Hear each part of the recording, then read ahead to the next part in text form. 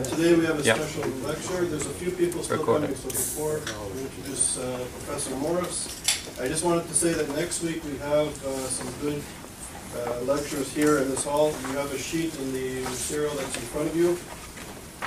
And on Monday we have Dan Fuluni, who will be speaking about the boycott movement and developing a scholarly, intellectual response to the BDS movement.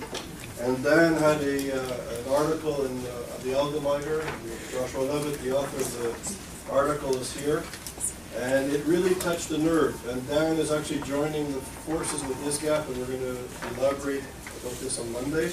So we're trying to create a group of scholars to deal with the BDS movement and to deal with it in a way at an academic, intellectual level, but also on I guess on a professional level, because many scholars, even in New York City, find it very difficult to speak out clearly about their affiliation or affinity to Israel, because they feel that their careers, their progress in their careers will be jeopardized. So Dan has touched the nerve, and we're starting a group of scholars from around New York that will come and participate on almost like perhaps like the feminist movement in the 60s and 70s to try and deal with issues of consciousness and that sort of thing. So Dan is here, and he'll be speaking on Monday. He's the gentleman in the back near the door. Benny Weinthal, who is a fellow at the Foundation for the Defense of Democracy and also a journalist for the Jerusalem Post and other leading publications internationally, will be speaking on Wednesday, March the 26th. It's not on the schedule. Benny is here. He's based in Berlin. He's the gentleman here at the center of the table, and he'll be speaking next week, so it's an honor to have these two scholars and intellectuals join us at the ISGAP events. And I'd also like to acknowledge the director of the AJC, David Harris, just walked into the room. It's nice that you've joined us. Welcome.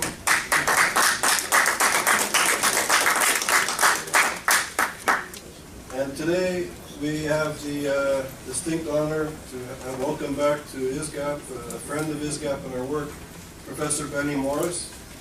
Benny Morris is currently a professor of history in the Middle East Studies in the Department of Middle East and History at Gurion University.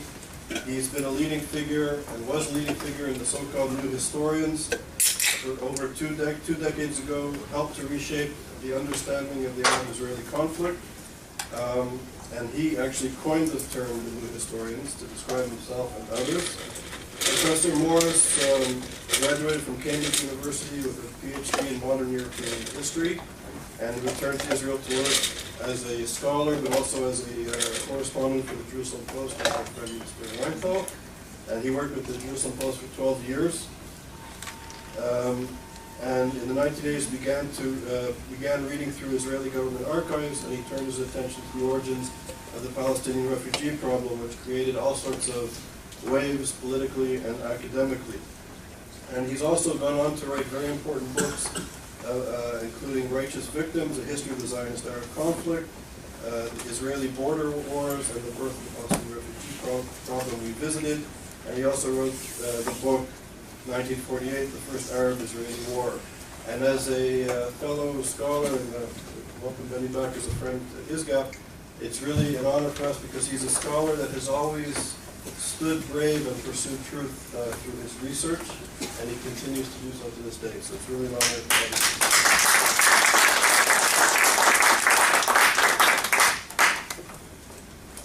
you. Charles, thanks.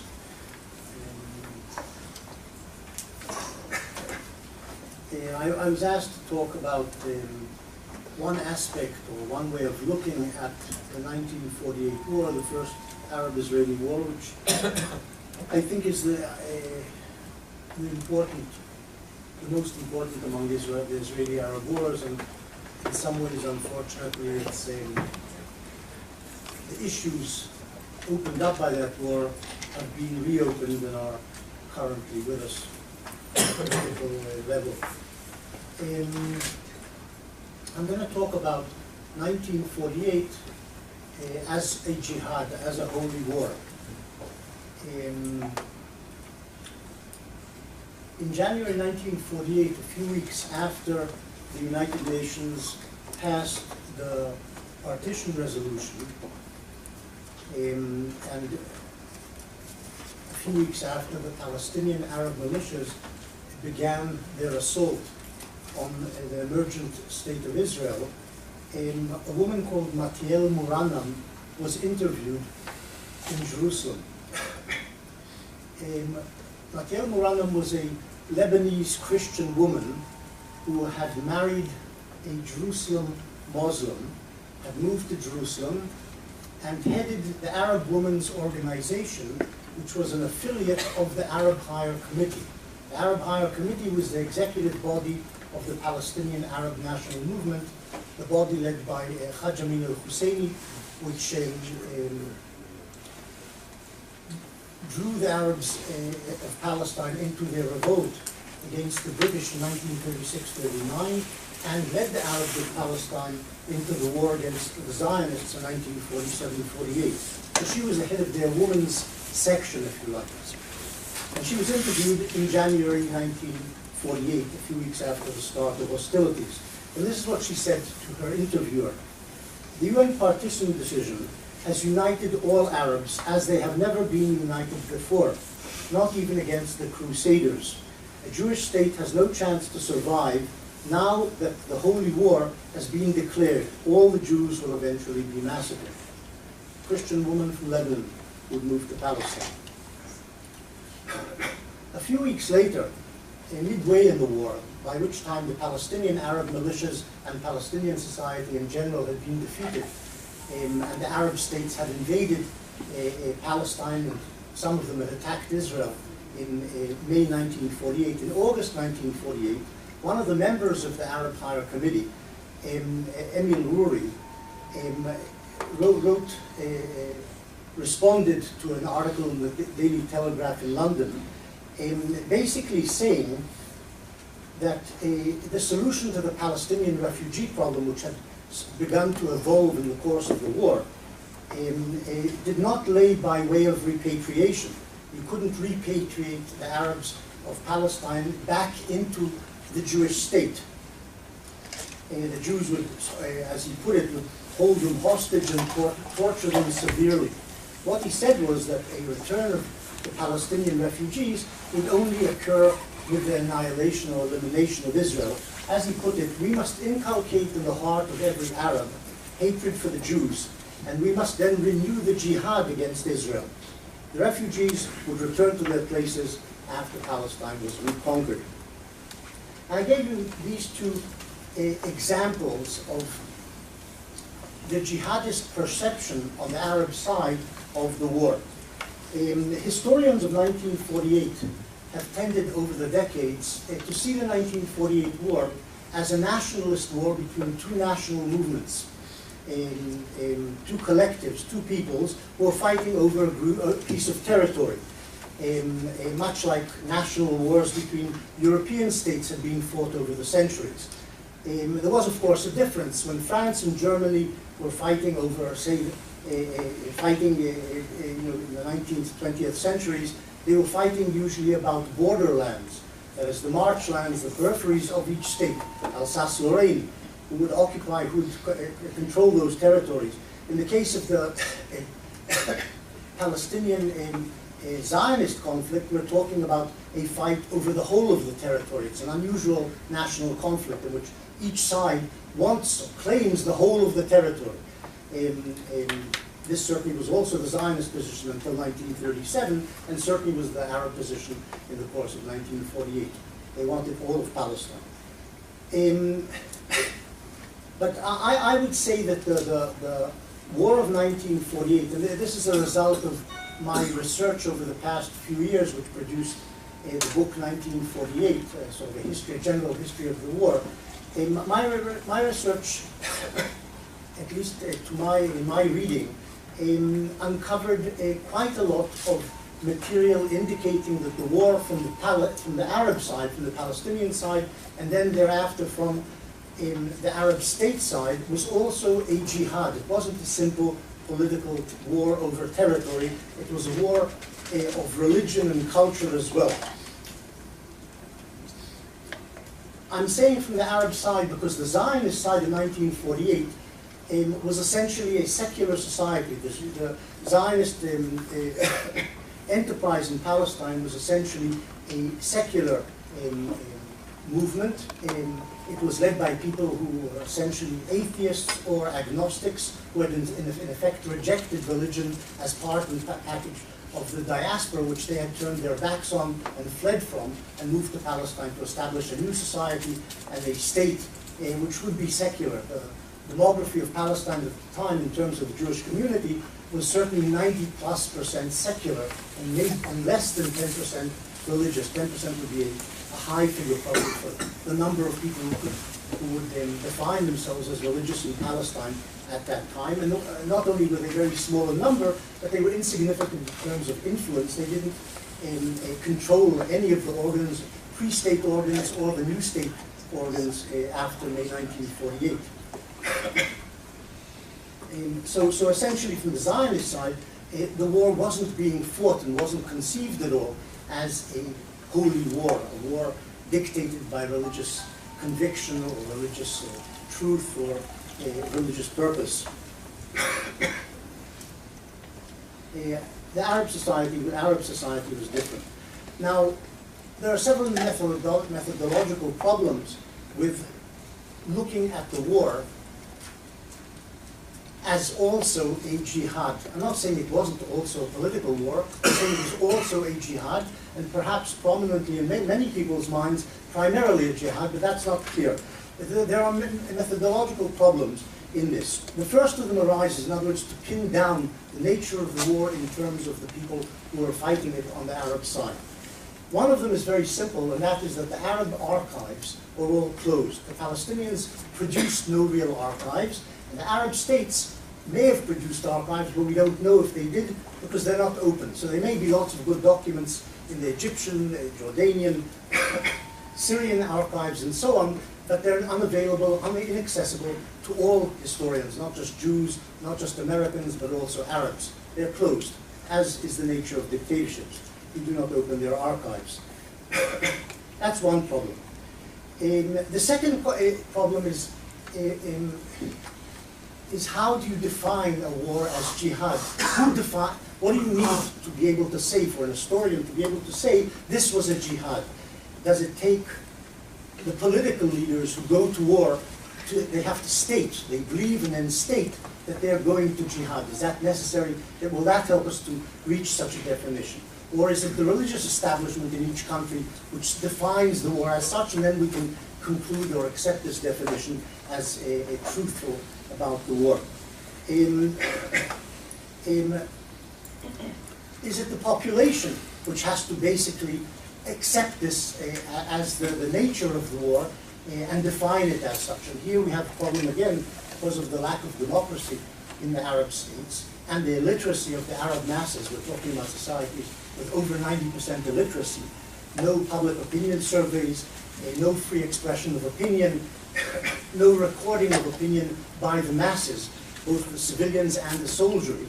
How do we know what they were thinking in terms of the war they were actually engaged in? Did they see it as jihad? We have almost no evidence of this. So these are methodological problems. There's another methodological problem which arises in terms of this definition of the war, and that is that societies in which there is no separation of church and state, such as Arab societies during 1948, and to a great degree also in decades later, the discourse of leaders is often couched in religious terms, whether or not they're they have deep religious convictions. In other words, Farouk the king of Egypt at the time may have talked in terms of we're embarking on a jihad, but was this heartfelt? Was this sincere? Was he really expressing what he felt, or was he just pandering to the religious bureaucracies or hoping to use this catchphrase, jihad, or things to do with religious sites to mobilize the masses, because that would speak to them. You talk about religion, the masses understand what you're talking about. You talk about nationalism, sovereignty, perhaps that wouldn't have spoken to them, and it wouldn't have helped to mobilize them. So the problem of discourse here is important. I'll just point to something more modern, just to highlight the problem. When Sadat, the president of Egypt, went to speak in the Knesset in 1977, he opened his speech in the Knesset with the phrase, in the name of Allah, the merciful, the righteous, whatever. This didn't necessarily mean that he felt this. Maybe he was actually a religious man, but this is something that, this is the normal discourse of Arab leaders. It doesn't mean that they're giving a religious message or trying to persuade people of something in the realm of religion. It's just the way they speak. So how do you know when the religious leaders in 48 are speaking in with these terms, in this sort of phraseology? Does this really mean they're embarked in jihad, or are they just saying it because that's the nature of the discourse in their societies at the time? So these are methodological problems when approaching this question of the definition of the war as jihad, which is these are problems worth bearing in mind. The history of the Islamic world is replete with holy wars against the infidel. I would say that there were 4 waves of jihad in the course of the history of the contact between the Muslim world and the West, if you like, or the Christian world.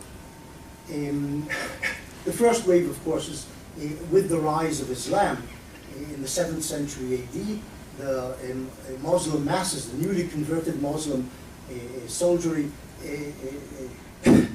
push out of Arabia, conquer the Middle East, North Africa, enter Spain, and so on. And this is the first wave of jihad, and of course it's an aggressive jihad. It's a war against the infidel to conquer the territory of the infidel and ultimately to convert, push out, kill, or convert the populace to this new religion.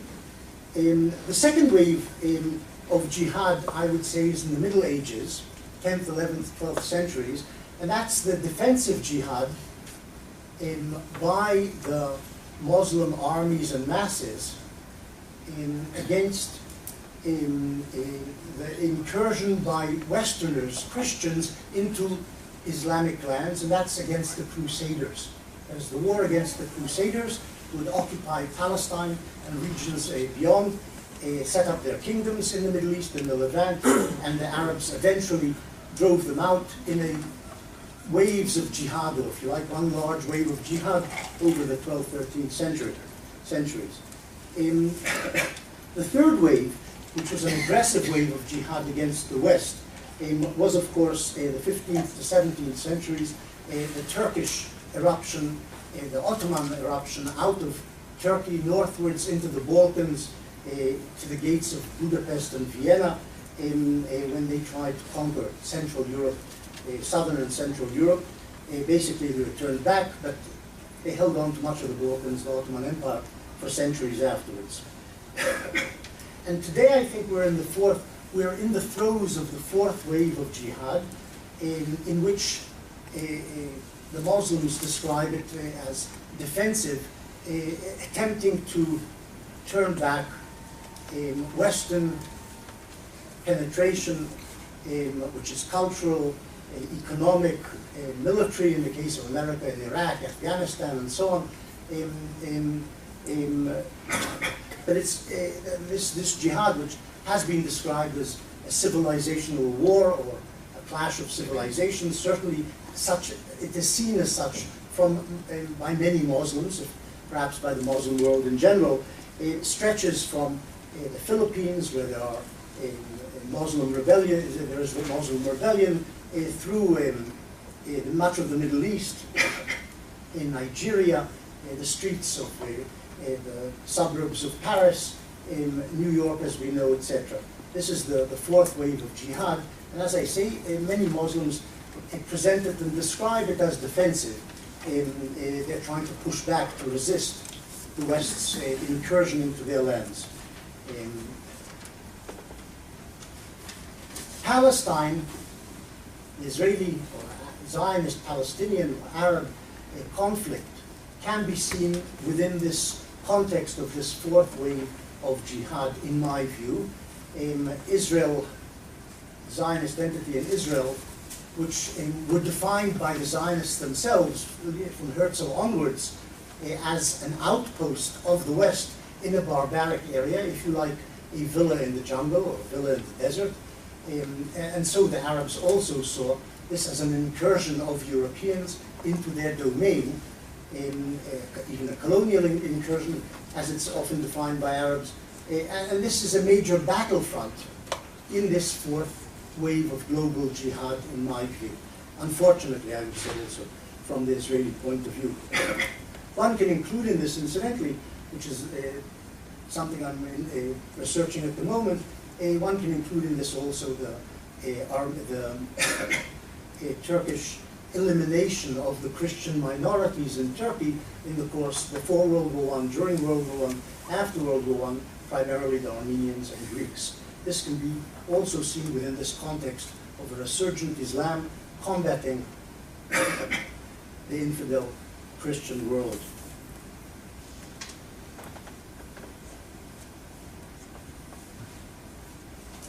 There is an argument among Muslim theologians, there was an argument among Muslim theologians after the 7th, 8th centuries over the definition of jihad when they were talking about war against the infidel, and the argument revolved around, much of it revolved around the question of defensiveness. Defensive jihad was, of course, always seen as legitimate, but whether jihad could also be waged aggressively, not in terms of defending your lands or your culture, but in terms of expansion of the Islamic domain. But in general, the Quran, a summoning of jihad, of the Muslims to jihad, is embedded in a particular sentence in the Quran, which says, which calls on the believers to wage holy war against the infidel. It says in that sentence, and this is what it's all based on, if you like, fight those who do not believe in Allah or in Judgment Day, and who do not accept the true religion, even if they be the peoples of the book, meaning Jews or Christians, until they pay the jizya in submission and feel themselves submissive. In other words, you must wage jihad against the infidel until he submits, essentially, until he is conquered. That's what the theory, the theology of jihad is based on. The idea of jihad against the Zionist enterprise predates the 1947-48 war. In March 1936, I'll just give you several examples. In March 1936, the Speaker of the Iraqi Parliament, Iraq was already by then an independent state, a man called Saeed al-Hajj Tabith, he visited Palestine and called for jihad against the Zionists during his visit. A decade before, the Mufti of Gaza had issued a fatwa, a religious ruling, against land sales to Jews, arguing that the Jews were no longer wards of Islam, were no longer legitimate wards of Islam. They shouldn't be defended by Islam, and because they were apostates and infidels, and ruled against any contact, essentially, with Jews, meaning the Zionists in Palestine. During the Arab revolt of 1936-39 against the British, but also against the Zionist enterprise in Palestine, the discourse of the rebels was studied with a jihadi phraseology, and was seen by the rebels themselves and by the British also as a religious struggle, a religious revolt, not just a revolt to move out from under a colonial regime, to liberate themselves from a colonial regime, but also as a religious struggle against infidels who were in charge. the Arab Higher Committee, which led that revolt in Palestine, included the following typical sentence in its statement at the start of the revolt. Because of the general feeling of danger that envelops this noble nation, there is a need for solidarity and unity and a focus on strengthening the holy national jihad movement. This is how they defined the rebellion. Preachers in the Nablus area, religious preachers, were prominent among those who were mobilizing the masses, the militias, for combat.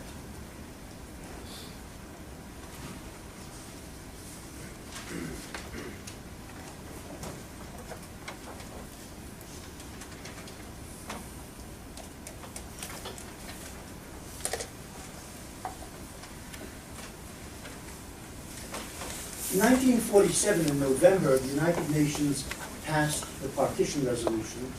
The response was by the Arabs of Palestine and by the Arab states surrounding Palestine was, of course, rejection of the partition resolution, which called for the establishment of two states, a Jewish state and an Arab state in a partitioned Palestine. They rejected it. And the day following the resolution, on the 30th of November, the Palestinian militias, in very disorganized fashion, began to shoot, and thus opened the snowballing civil war, which was the first part of the 1948 war, the civil war between the two communities in Palestine, which, as I say, was followed in May 1948 by the pan-Arab invasion of the newly founded State of Israel.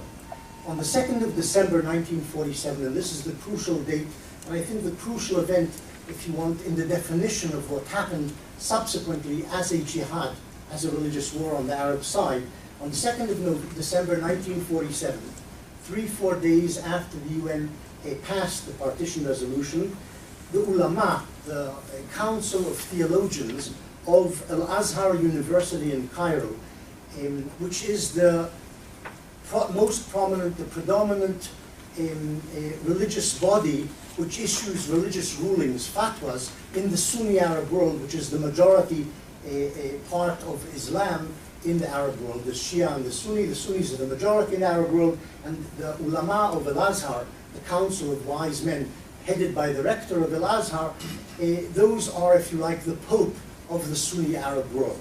There are a few other centers of religious ruling, the Sheikh of Mecca and so on, but the most important, as accepted over the past 1400 years or so, is the, or since the founding of the university in the 10th century, is the ulama of Al-Azhar.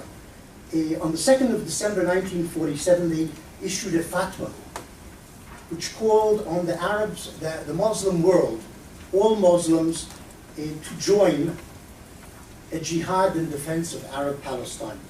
The liberation of Palestine is a religious duty, as they put it, for all Muslims without exception, great and small. The Islamic and Arab governments should without delay take effective and radical measures, military or otherwise. This pronouncement by the ulama was repeated, of Al-Azhar, was repeated in April 1948, just before the pan-Arab invasion, perhaps in part as pressure vis-a-vis the Egyptian government and the other Arab governments to actually carry out this invasion, because they weren't that certain of what they were going to do in April. They only decided at the last moment, the Egyptians, to actually invade.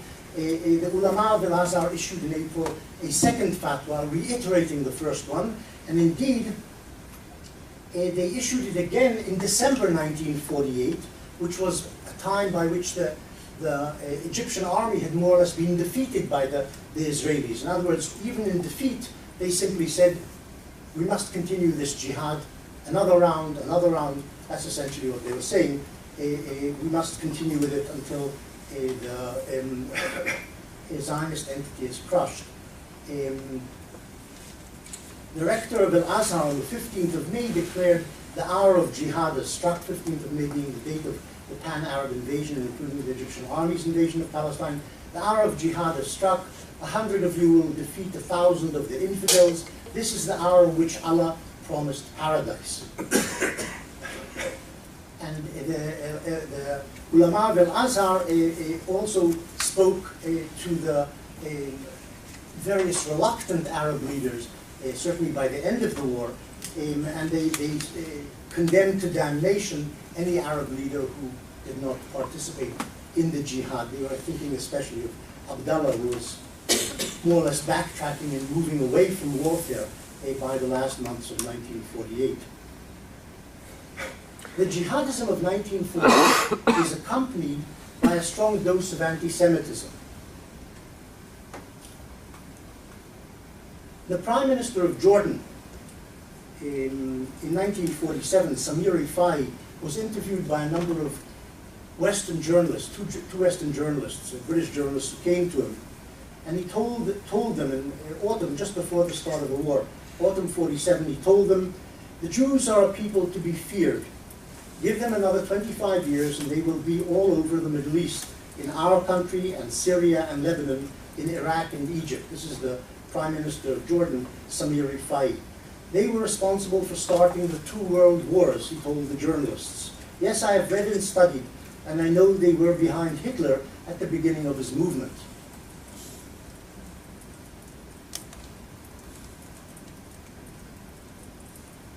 Ibn Saud, in correspondence, Ibn Saud, who was the king of Saudi Arabia and the keeper of the most holy sites of Islam, in correspondence with FDR, with Roosevelt, in 1943, reiterated more or less the same points, basically saying the Jews are the historic enemies of Muslims and carry the greatest hatred for the nation of Muhammad, and we cannot deal with them in any way.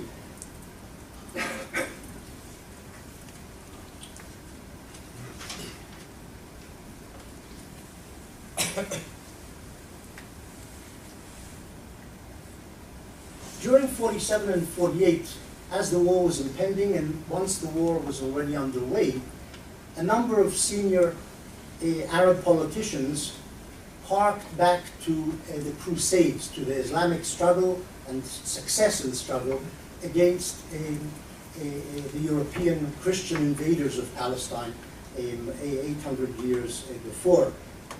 Abdul Rahman Azam was the Secretary General of the Arab League and more or less the spokesman for the Arab cause in 1948. If they had one unified spokesman, that would be the man.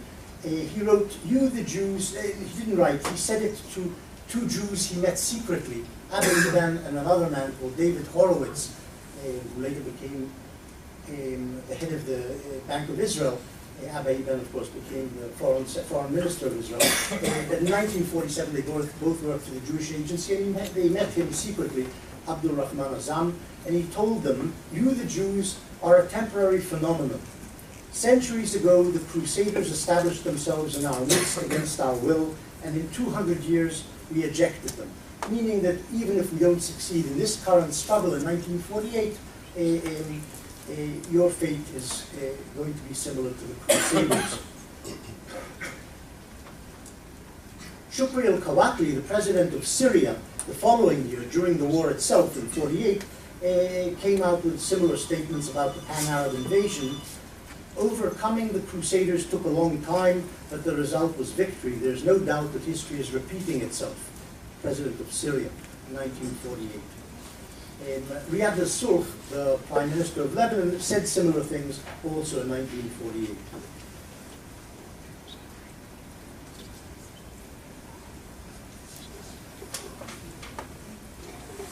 So it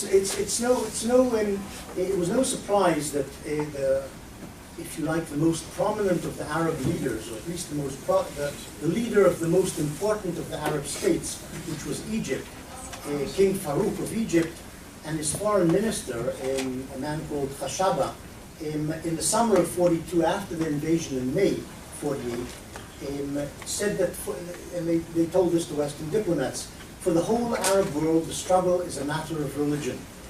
And for them, for the Arabs in the Arab world, for them it's a matter of Jewish religion against their own religion. According to Farouk, the Arab masses were gripped by widespread religious fervor, and men were keen to enter the fray as the shortest road to heaven. Even the king of Jordan, Abdullah, in 48, found occasion to speak of the war itself in religious terms. On 14 May, as his army was assembling just east of the River Jordan, about to cross the river westward into Palestine, he spoke to his troops, to the Arab Legion, in the following terms. And Abdallah was the most moderate of the Arab leaders at the time. He'd been negotiating with the Zionists before 48, and he was to negotiate with the Zionists at the cost of his life, in fact. After 48, he was assassinated by a Palestinian in 1951, partly because of his secret negotiations with the Israelis. But on the May 14th, he too was at least adopted the discourse of holy war, if he didn't actually believe in it himself, when he said to, as I say, his troops who had massed, assembled across the Jordan, he who will be killed will be a martyr, a shaheed. He who lives will be glad of fighting for Palestine. I remind you of the jihad and of the martyrdom of your great-grandfathers. I'm not sure who he was referring to, but in terms of the grandparents, but that was his speech at the time.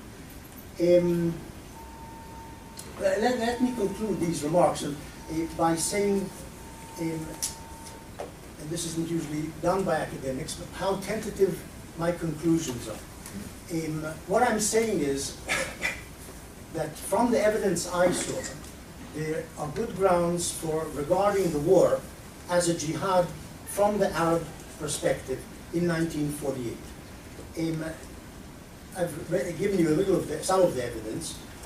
What really is necessary, and that I didn't do, I was researching the war itself, not various cultural aspects of the war, if you like. What is necessary, probably, if somebody wants to look in greater depth at this question of was it perceived as jihad, and was it jihad? Was it perceived by the Arab masses and leaders and religious establishments, and was it actually jihad? More systematic research needs to be done. There is the problem of closed Arab archives, but on the other hand, there is access to newspapers. There were newspapers in Morocco, in Tunis, in Syria, in Iraq. Some of them probably reported on sermons delivered at major mosques. This work needs to be done, a lot of legwork, to deepen our understanding of the jihadi nature of the 48 war from the Arab perspective. But my feeling is that the surface which I've scraped in terms of the evidence which I encountered gives us a good lead about the nature of the war in Arab eyes.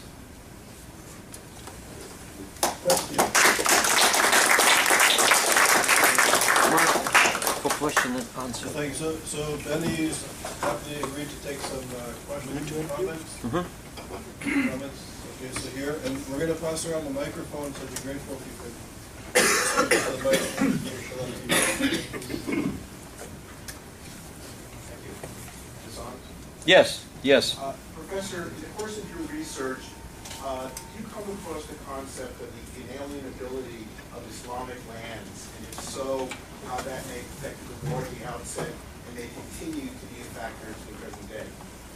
I'm not sure it's something I've encountered in my research, because my research dealt with the past, or the 48 war, the 50s, and it was taken as obvious that the land should be restored to Islam. In the Hamas charter, it says clearly from 1988 that lands which were once Islamic should revert to Islamic control ultimately. You do find occasionally, well, let me put it another way. In 1947, in that famous conversation, secret conversation between Abdul Rahman Azam, the Secretary General of the Arab League, and Abba Eban and David Gurwitz, the two Jewish agency representatives, Azam said something interesting from the historian's perspective. He said, well, we may have lost Andalus. In other words, we may have lost Spain, and maybe that's something we cannot recover because of the strength of the Christian world. It's not something which was once Islamic and now can be recovered, even though maybe Islam demands that we recover it. It's not realistic. But I don't think Palestine is in the same context it's not something we necessarily will lose, and even if we temporarily lose it, as I quoted, we will regain it after or within 200 years. The Prime Minister, incidentally, of the Palestine Authority, the first one, Abu Allah, also referred in one of his speeches, a very rare reference, but in one of his speeches to Andalus, to Spain, which needs, he didn't actually say it needs to be recovered, but he referred to it in the same breath as he referred to Palestine, in the same sentence, implying that that's also something which is wholly Islamic property and must in the end end up in Muslim hands. There's Chuck Freelock from the Kennedy School at Harvard and Tel Aviv University and the IGC, and a friend of ISGAP. First of all, thanks. Can you hear? Is it on? No. It's on. It's on. It's on to the. It's for recording. Thanks for the historical overview, which I found very interesting because I think most of us tend to have looked at the early decades as being a national conflict and only becoming a more religious-based one after the Iranian Revolution and the rise of Hezbollah in '83 and Hamas subsequently. The question is, what are the ramifications of emphasizing and recognizing the jihadi aspect of the conflict? One of them is obviously that if it's a religious conflict, it's infinitely harder to resolve than if it's a nationalist one. What are some of the other ramifications? Well, I'm sure there are a lot, but as you suggest, the question is what are the ramifications if the conflict is actually a religious conflict, or more a religious conflict than a political conflict, with the implication that in some way it makes the conflict more severe or less soluble. Well, I think the Hezbollah is the answer. The Hezbollah, which is the Shiite militia and party, main political party in Lebanon, has proven to be a much more formidable foe to Israel than any previous guerrilla organization, and perhaps in some ways even more than Arab governments and their standing armies. People with deep religious convictions are willing to kill themselves and kill lots of other people as well, preferably lots of other people, but also themselves, tend to be, and especially if trained well, and the Hezbollah has been trained well over the decades by the Iranian Revolutionary Guard, tend to be more resilient and more lethal enemies. And in that sense, if the war is, or the conflict is seen by the Arabs as a religious endeavor, this poses a greater problem for Israel. Let me say something about the Arab Spring, if I'm already talking about that. It appeared when the Arab revolts began in 2011 and spread across the Arab world, that they were headed for Islamization of the Arab world, that the immediate outcome of these rebellions would be a growing Islamic fervor in the Arab world, and perhaps the governments would turn Islamist. And they did in some places, even though this was stalled somewhat in Egypt, or maybe permanently, I don't know. And the fear was, or let me put it another way, that the tumult in the Arab world, in the short term, eased Israel's strategic position, because hitherto, before that, it had been worried about large standing Arab armies with large conventional armaments, the Syrian army, the Egyptian army, the Iraqi army, and so on. And these, after 2011, all in one way or other, either disintegrated or became otherwise engaged. The Egyptians suppressing internal insurgency, the Syrians fighting, God knows, basically against the Syrian people, or much of the Syrian people. The Iraqis engaged in their own civil wars. So this sort of reduced the burden on Israel militarily, and Israel, incidentally, cut back in its military strength over the past year. It demobilized about a certain number of armored brigades because it thought there's no longer a large conventional threat. The problem with this is that in the medium and long term, should the hand of the Islamists, should the Islamists gain control of much of the Middle East, and this seems to be in prospect in Syria, it might be in prospect in Jordan, in Egypt it's been thwarted temporarily at least, but should the Islamists gain control in the Middle East, we might return to a situation or a paradigm from the 12th and 13th centuries when Salah ad-Din, the Kurdish Muslim general, managed to unite the Arab world against the Christian infidel invaders and ultimately destroy the Crusader state. I'm not comparing Israel to the Crusader states, but the idea of unity in the Arab world forged through common religious conviction or fervor is something which Israel may face in the medium and long term as a result of this Arab Spring. So in answer to your question, it poses a real threat. Should this happen?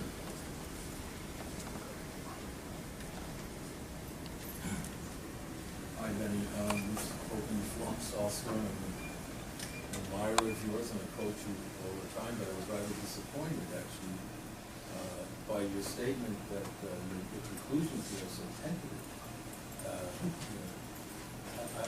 Maybe I overstressed them. I'm not sure why they're tentative. Well, there might be an explanation, and then you seem to ignore the figure except mentioned in Haji Husseini, who didn't just spend the war years in Berlin because he was running away from the British imperialists, but established tremendous affinity. They went both ways between them. Participated, was aware of the first among the Germans was aware of the Holocaust. And there's a great, there's significant literature now on that factor. Jeffrey Herf's book, Arab Propaganda. And there's a new one by Barry Rubin. And the which latest just one came by out. Rubin. Prior to that, this guy Kunzel. So there's a huge amount of documentation showing that it was precisely the Islamist slant of Husseini that attracted, the Hitler found, so the Nazis found positive. There was a significant historical background to that, going all the way back to the First World War. But the fact is that the Palestinian national movement was led by Nazis. Yeah. And if they had succeeded even before that, there were preparations for another Holocaust in the Second World War if Rommel had won along the main. So what more do you need? No, I'm not sure the definition of Husseini as a Nazi is right. I think the definition of him as an anti-Semite is right. This was the common ground. It's not that Hitler was enamored with Islamism. Hitler liked a fellow anti-Semite to be in charge in the Arab world if that worked out, or at least as an ally in the Arab world. But I think the significant point about Husseini, in connection with what I was talking about, is that Husseini was a cleric. He was a Muslim cleric. And it's very unusual in the 20th century or the 19th and 20th centuries for a national movement to be led by a religious figure. The only one I can think of is Macarius of Cyprus. He was an archbishop who led the Cypriot Greeks. But clerics do not lead national movements in the modern world. And when they do, it shows us something different about those national movements. And in the case of the Palestinian Arabs, I think this was commensurate with or corresponded with the amount of Islamic undertone which governed or was present in that movement, in the Palestine Arab national movement. I think that's the point. Him being a cleric was symbolic and embodied this religious fervor, and he was able, of course, to mobilize the masses using exactly that, the religious argument, the Jewish threat to the Muslim sites, and so on.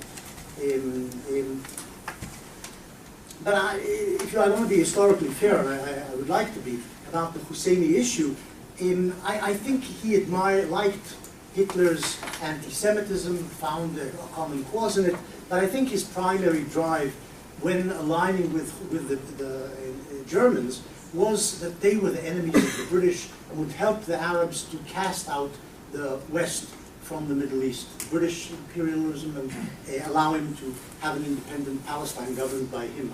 I think this was the major drive, but the anti-Semitism was there as well. That's how I would put it.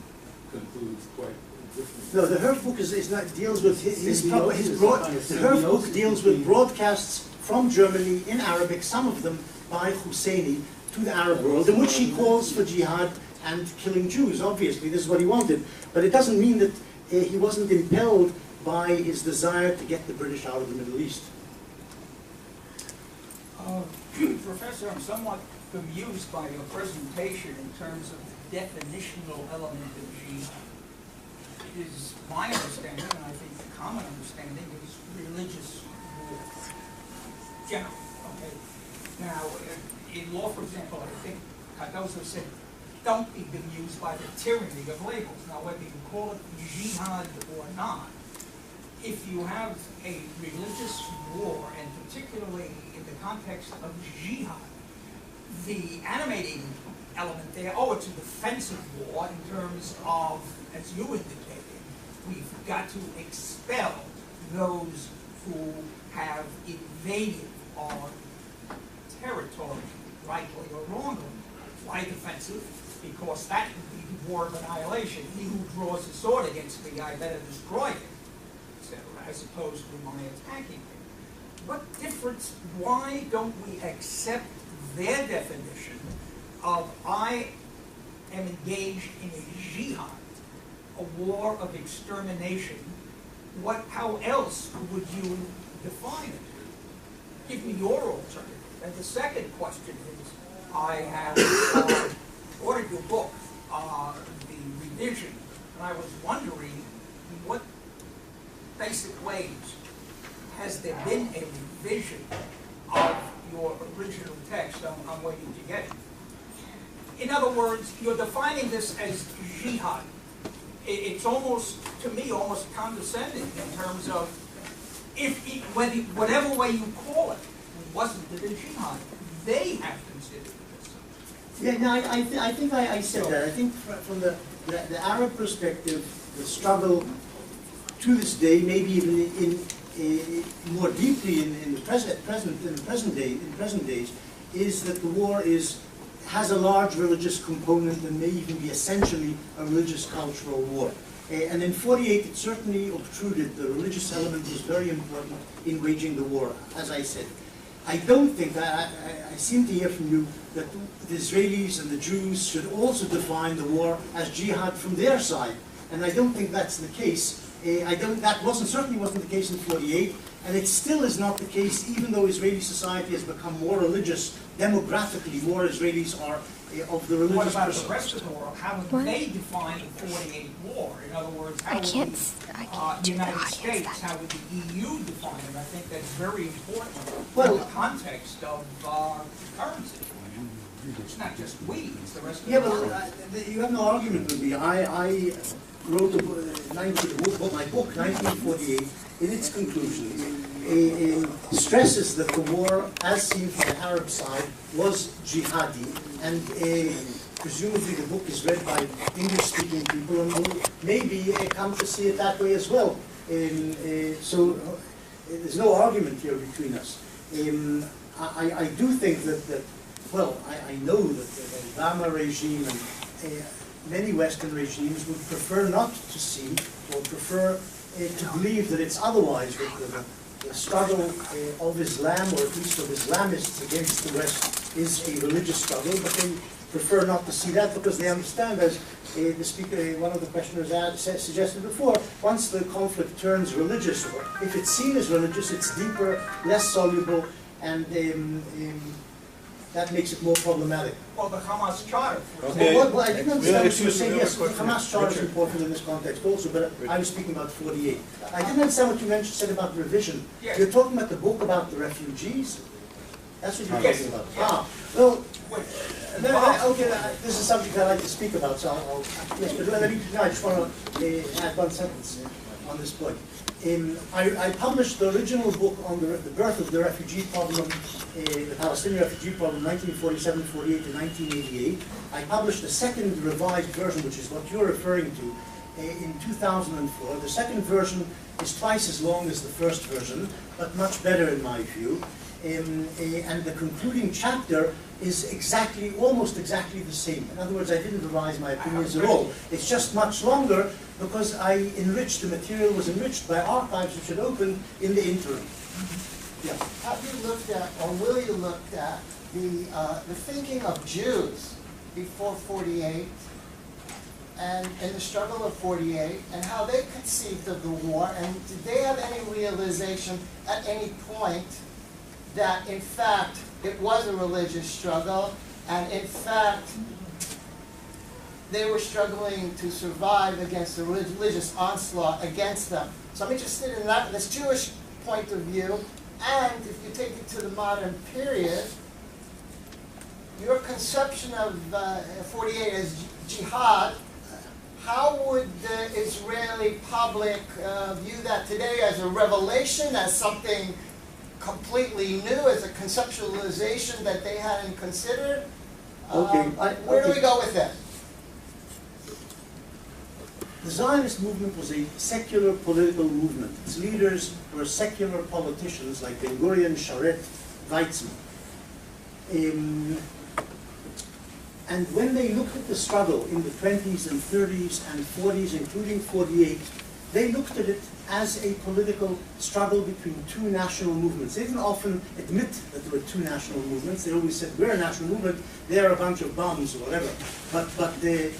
Or whatever. They gave it all sorts of definitions. You know, the desert against civilization and so on. But they didn't see them as equal, or at least didn't publicly state that they were equal. But they, in their hearts, understood there's a contending, vying national movement against them. This made it difficult for them because they were secular nationalists and often socialists, and had rebelled against God and the godly world of the diaspora. They didn't actually understand that they were fighting a movement which was also religious. They didn't understand the non-separation of church and state on the other side. They didn't understand the non-modernity of the other side in the struggle. So people like Ben Gurion related to it as a simple political struggle. And we will never find almost any reference to jihad or religion as motivating the other side. They didn't see it. We today see it for various reasons. We're much more open, and we see things differently. We see things more and more comprehensively, but they didn't. As to revelation, that is my stating that there was a major jihadi aspect to the war, or the war can also be seen, in addition to being a political war, as a jihad, as a holy war from the Arab perspective, 1948. This is precisely the point over which my book was criticized by a large number of reviewers, Avi Schleim, Yoav Gelber, people from all sides of the political spectrum. They criticized this specific subject. They're saying it wasn't jihad, Benny has it wrong. So it's a new idea. That is what I've been telling you is not accepted, but wasn't accepted formally by historians, and currently is still in dispute. And maybe it'll be accepted, and maybe it won't. But it's as you said, a revelation in that sense, and is objected to, or is contrary to the common wisdom of historians about 1948. Maybe we'll take two quick questions together. I'll be very quick. I can't hear. You mentioned a series of fatwas, authoritative fatwas issued in the 1947-1948 period. Are they still in effect, and are they still meaningful if they're in effect? Somebody asked me exactly that question yesterday in Miami, and I don't know. I don't know what happens to fatwas which are thrown into the trash can or not thrown into the trash can. Do they remain on the books forever? What I do know is that Sadat, when he made his peace with Israel in 1978-79, didn't ask Al-Azhar to revoke all previous fatwas, jihadi fatwas, etc., but he did insist that they not object to the current peace process and the peace treaty between Israel and Egypt, which was signed in 79. So in effect, Al-Azhar's ulama endorsed the peace treaty, if not explicitly, at least implicitly by silence. And Sadat's regime was a dictatorship, and had the ulama or the various theologians publicly said no, they would have been thrown out of jobs or thrown into jail, which they understood. So that explains in part what happened. But what happened to the fatwas in terms of their legality and so on, the longevity, I don't know. I'm not sufficiently knowledgeable about the Muslim theology. Ben, Larry Epsel, professor at Columbia University and our academic. Firstly, thank you so much for a wonderful talk, and even more so for the careful scholarship that you bring to this. Really thank you for the care of your scholarship. One thing, just definitionally, when you say jihad, does that necessarily imply it's genocide? Is that necessary? Are those equivalent, or how do they relate to each other?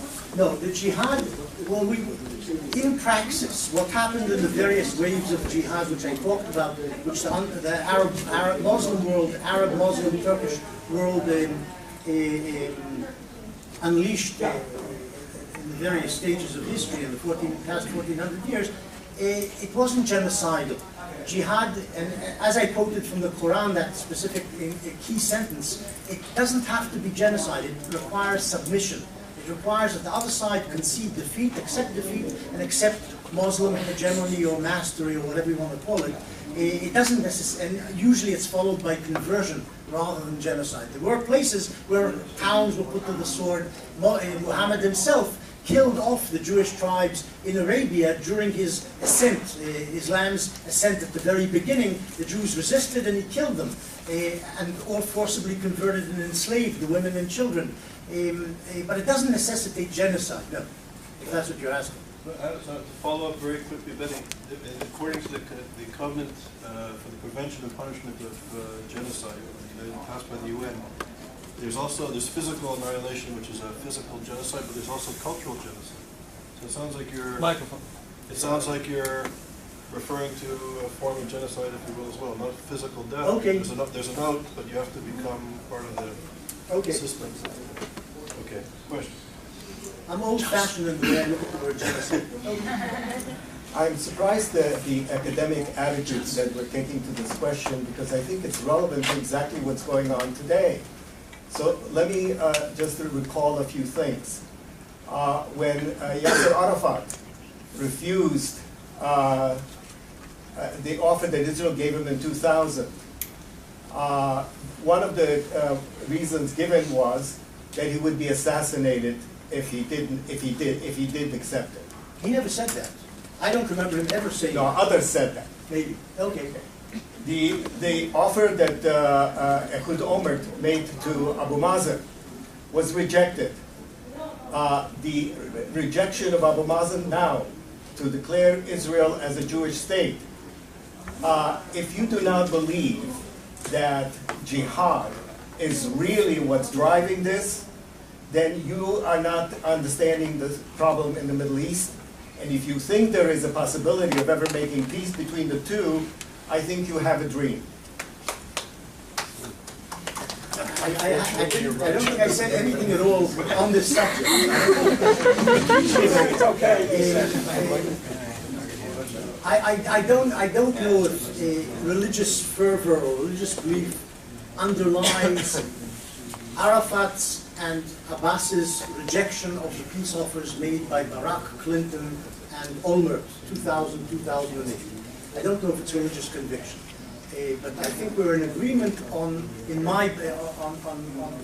terms of my belief that I don't think they are willing to accept a two-state solution. We don't want Israel's presence in the Middle East, whether it's driven by religious fervor or some religious fervor and mostly political thinking. They want a Palestine for themselves, for their own political self-determination. But in terms of the end product, the conclusion, I think we're in agreement. We're not disagreeing. Professor, your thesis suggests this unified motivation on the Arab side back in 48. Isn't the commonplace understanding that one of the reasons the Arabs lost was that how fractured they were, and that there are these competing national interests and political interests? Yeah, no, I didn't say that the Arabs were united in 48. It's true that the Arab states went to war on the 15th of May. They invaded the territory of Palestine. And I can talk endlessly about how they were fractured and how they had different political purposes and military purposes, which was one of the reasons they lost the war, as you point out. Jordan went to war because it didn't believe. Abdullah preferred the Jews as neighbors to Husseini as a neighbor, and he also didn't believe that he could actually destroy the Jewish enterprise. Haganah was too strong, the IDF was too strong, so the Jordanian army crossed the Jordan in order to incorporate the West Bank and East Jerusalem into the Jordanian kingdom, whereas other Arab states crossed their boundaries for other reasons, some of them to destroy Israel, some of them thinking at least to seize chunks of territory which had been assigned to the Jews for statehood by the United Nations. There was disunity. What I'm saying, I didn't say the Arab world unified around Islam in 48. Had they done that, like they did in the 12th and 13th centuries, perhaps they would have won the war, but they weren't unified. But there was a strong Islamic element in the going to war, mobilizing the masses, getting the masses to be energized for war, to fight and so on. But it doesn't mean that they were united in this effort. And as I say, the Jordanians, who were a key element in the 48 invasion and had the best army in the Middle East in the 48 war, they broke ranks and weren't interested in destroying the state of Israel, partly because they didn't believe it was possible.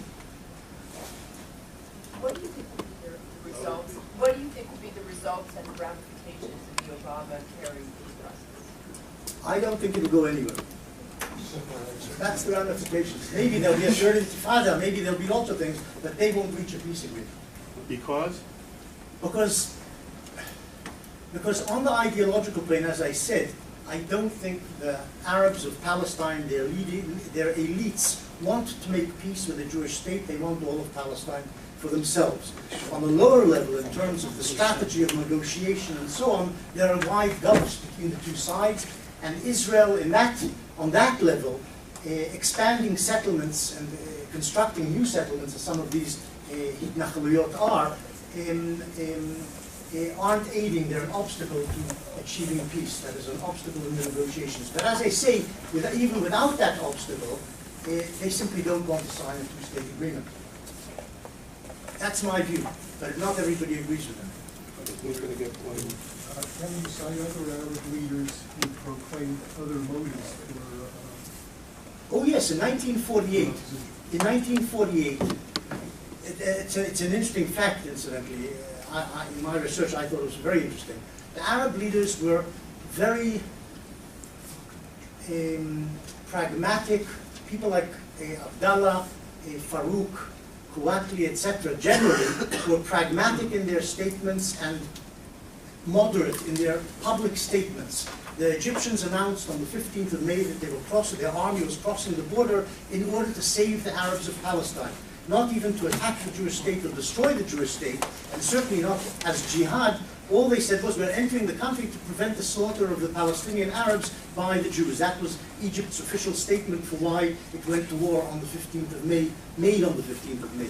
They very rarely talked, the Arab leaders, about driving the Jews into the sea. This was a common in Israeli propaganda then and later, that this was the Arab aim. And maybe it was the Arab aim, or at least in the hearts of many Arabs, they may have thought this was the aim, or they may have thought, well, we'll invade Palestine and that will be the end result, even if it is not our political purpose. This is what will happen if the Jews are defeated, they will be slaughtered. But the Arab leaders in general avoided terms like throwing the Jews into the sea or destroying the Yishuv or the State of Israel. They usually avoided this completely. It's very difficult to find a quote by any of them saying that this is going to happen.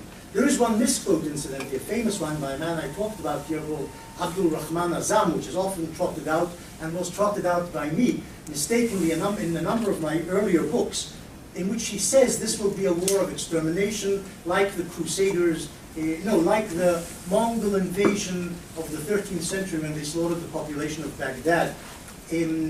But it emerges, I was quoting from another book, and it emerges that he didn't make that statement in 1948. He made it months before, during 47, and not in as definitive terms as later he was quoted as doing.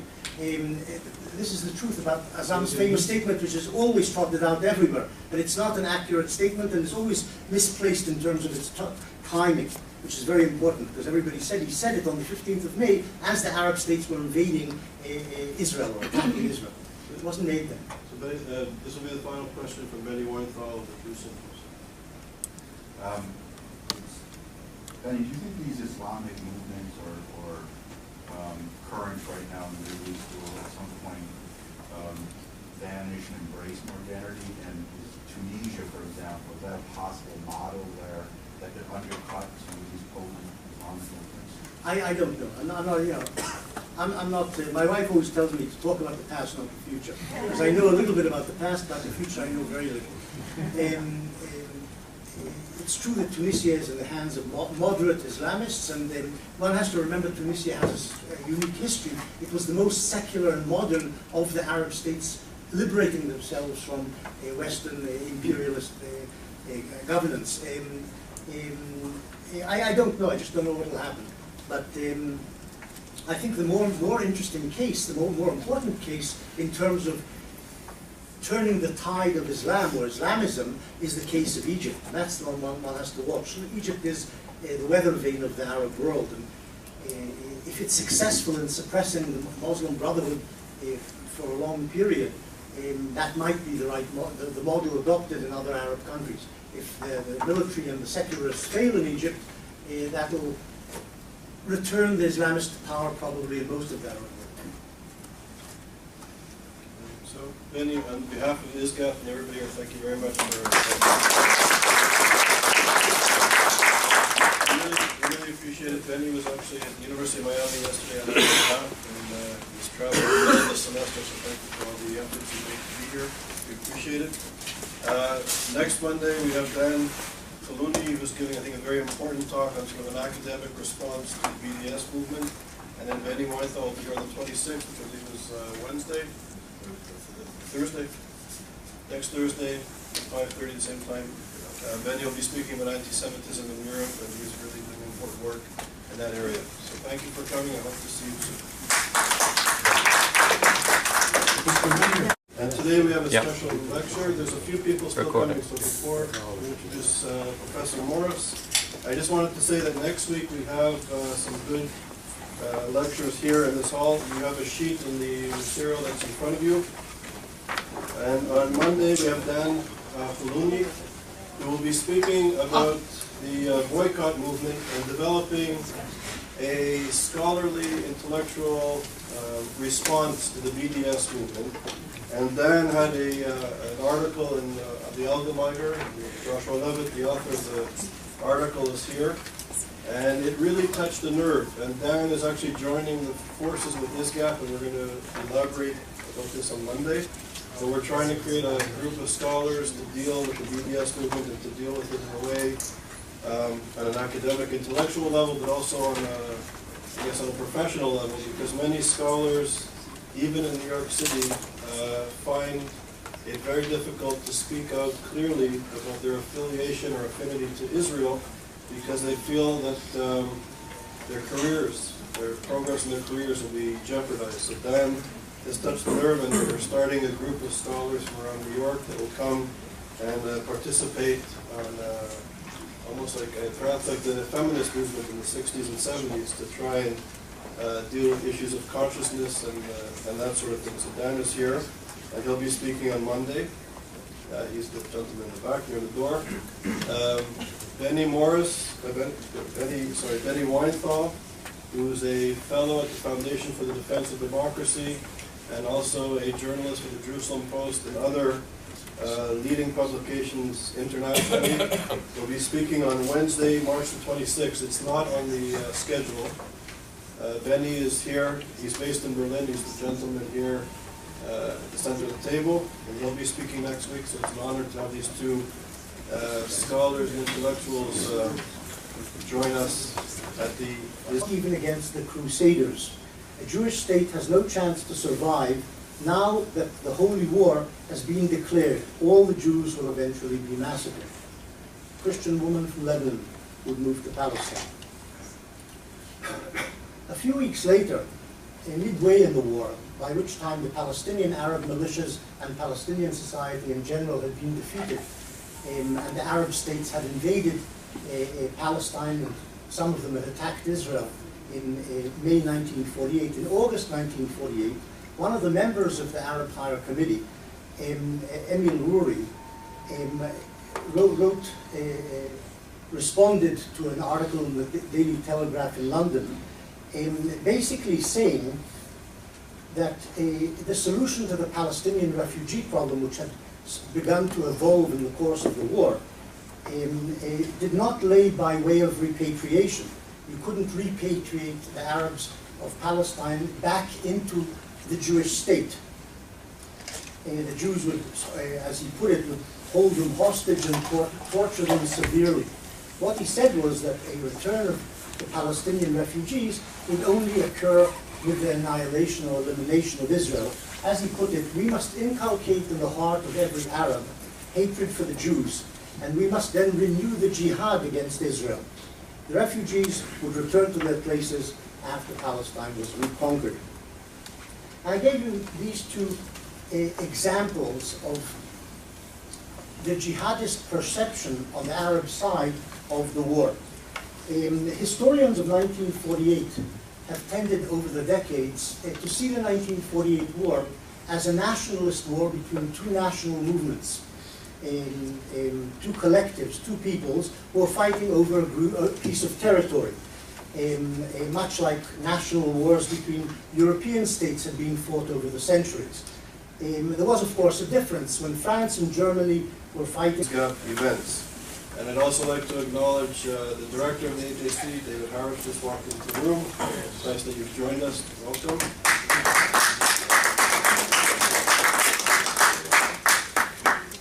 And today we have the distinct honor to welcome back to ISGAP, a friend of ISGAP in our work, Professor Benny Morris. Benny Morris is currently a professor of history in the Middle East Studies in the Department of Middle East and History at Gurion University. He's been a leading figure and was a leading figure in the so-called New Historians. For over two decades ago, helped to reshape the understanding of the Arab-Israeli conflict. And he actually coined the term the New Historians to describe himself and others. Professor Morris graduated from Cambridge University with a PhD in modern European history and returned to Israel to work as a scholar, but also as a correspondent for the Jerusalem Post with my friend Mr. Weinthal. And he worked with the Jerusalem Post for 12 years.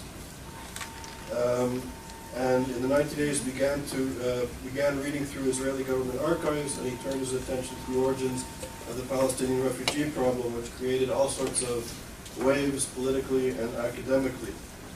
And he's also gone on to write very important books, including Righteous Victims, A History of the Zionist-Arab Conflict, the Israeli Border Wars, and the Birth of the Palestinian Refugee Problem Revisited. And he also wrote the book, 1948, The First Arab-Israeli War.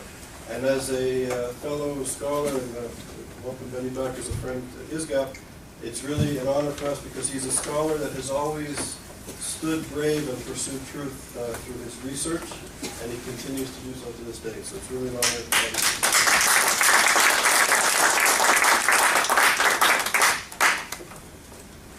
you. Charles, thanks.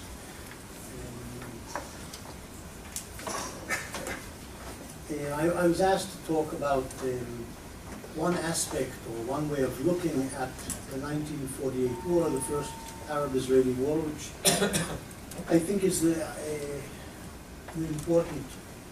most important among the Israeli-Arab wars, and in some ways, unfortunately, it's the issues opened up by that war have been reopened and are currently with us at a political level.